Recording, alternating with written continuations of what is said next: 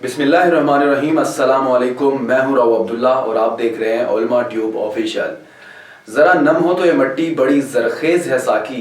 चंद नौजवान उलमा किराम ने 6-7 माह में ऐसा काम कर दिखाया जिसकी मिसाल आज से पहले कम ही मिलती है। बहबूद उलमा व असातिज़ा तहरीक के तहत कम आमदनी वाले उलमा व असातिज़ा की मदद, उलमा फतवा कौंसिल का क़याम और मुस्तक़बिल के बेशुमार अहदाफ शामिल हैं। आइए देखते हैं इस रिपोर्ट में।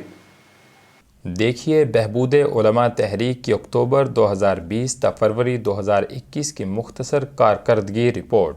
बहबूद उलमा व मुहक्किकीन बेवगान वर्सा के साथ तकरीबन 5.5 लाख के करीब ताउन पेश किया गया, जबकि फ़ंड की कमी के बायस बाज़ दरख्वास्तें कबूल नहीं की जा सकीं। उलमा की फलाह व बहबूद से मुताल्लिक़ तहरीरें, मुकालमे व तबादला ख़याल भी हस्बे मामूल जारी रहा। इसी तरह बाज़ अहले खैर डॉक्टर्स हजरात के ताउन से मेडिकल विंग के क़याम पर भी पेशरफ्त हुई। दिफ़ाए उलमा व मसाजिद और शायरुल्लाह से मुताल्लिक़ 20 केसेस में इस कमेटी ने फ़ाल किरदार अदा किया। उलमा फ़तवा कौंसिल की तरफ से अब तक 30 फतावाजात मंजर आम पर आ चुके हैं, जबकि 10 तैयारी के आखिरी मराहिल में हैं। Social media wing. उलमा टॉक के उन्वान से कुछ प्रोग्राम लाइव और कुछ रिकॉर्डेड मंजर आम पर आए हैं, जबकि रोज़ाना की बुनियाद पर 3-4 इस्लाही पोस्टें नशर हो रही हैं। उलमा ट्यूब ऑफिशियल पर अब तक 100 से ज़ायद वीडियोज़ अपलोड हो चुकी हैं, जिनमें से तकरीबन 30 फतावा हैं, 15 आपका सवाल उलमा का जवाब हैं और बकिया बहबूद उलमा वगैरह मौज़ूआत से मुताल्लिक़ हैं। उलमा की बीमारियों व वफ़ियात से मुताल्लिक़ ख़बरें भी सोशल मीडिया विंग की तरफ से मुख्तलिफ़ औक़ात में नशर की जाती रही हैं। मरकज़ी दफ्तर। बाज़ अहबाब के मशवरे व तजावीज़ को मद्देनज़र रखते हुए उलमा के लिए एक दफ्तर की बुनियाद रखी गई है, जिसमें वक्ती तौर पर एक मुख्तसर लाइब्रेरी, दारुल इफ्ता वगैरह का अहतमाम किया गया है। हरफ़ तशक्कुर व इम्तिनान। बहबूद उलमा से मुताल्लिक़ तमाम मुआविनीन, उलमा फतवा कौंसिल में तमाम मुफ्तियान किराम और सोशल मीडिया विंग के तमाम जवानों का तह दिल से शुक्रिया कि वो इस कार खैर के दामे दरमे कदमे सुखने आगे बढ़ने का ज़रिया बन रहे हैं। उलमा तहरीक की अहमियत और मुख्तलिफ़ प्रोजेक्ट्स की रिपोर्ट। उलमा की कदर का मतलब इल्म व तहक़ीक़ की कदर है। हमें समझ आ रही है कि नहीं, लेकिन ये हकीकत है कि उलमा व मुहक्किकीन की नाकदरी करके हम बहुत बड़ी कोताही के मुर्तकिब हो रहे हैं। मुआशरे से इल्म तहक़ीक़ रुखसत हो रही है। उलमा व मुहक्किकीन की बाकायदा सरपरस्ती, कफ़ालत और तवज्जो वक़्त की अहम ज़रूरत है, और इस काम को किसी भी मस्जिद व मदरसे या दीनी प्रोजेक्ट से कम नहीं समझना चाहिए। मैं देखता हूँ कि बाज़ उलमा मुआशी तौर पर आसूदा हैं। वो सालों महीनों के बजाय हफ़्तों और दिनों के हिसाब से इल्मी, तहक़ीक़ी और दावती काम करके दिखा रहे हैं।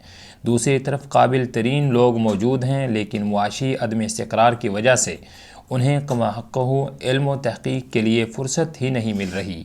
हदीस व क़िरात के बहुत बड़े इमाम अबू मोहम्मद सुलेमान बिन मेहरान अल-अमश के बारे में आता है, मजलिस हदीस में जाकर मेहनत से 6 अहादीस याद करके आए।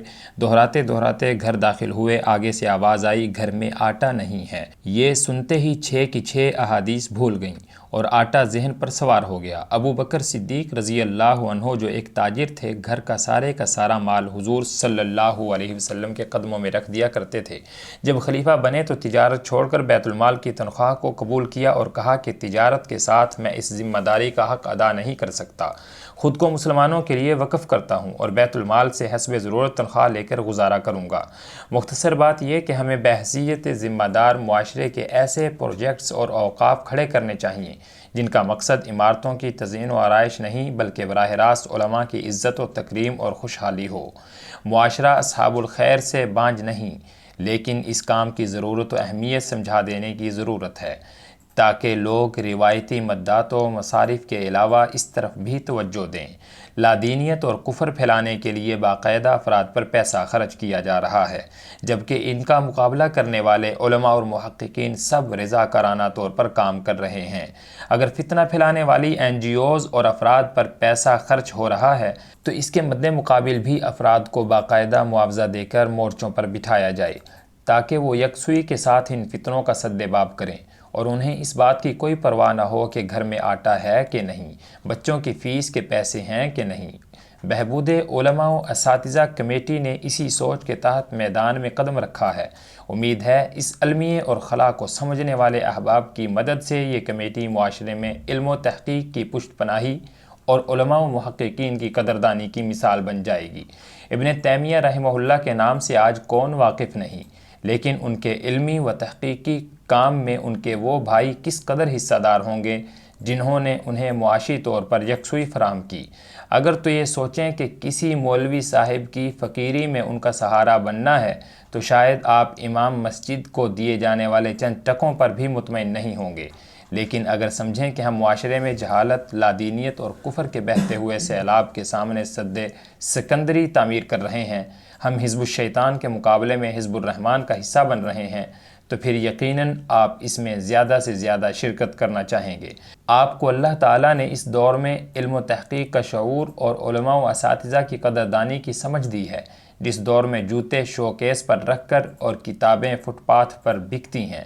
آپ اس لشکر کا ہر اول دستہ ہیں جس نے معاشرے میں علم اور علماء کی قدردانی کی تحریک شروع کی ہے۔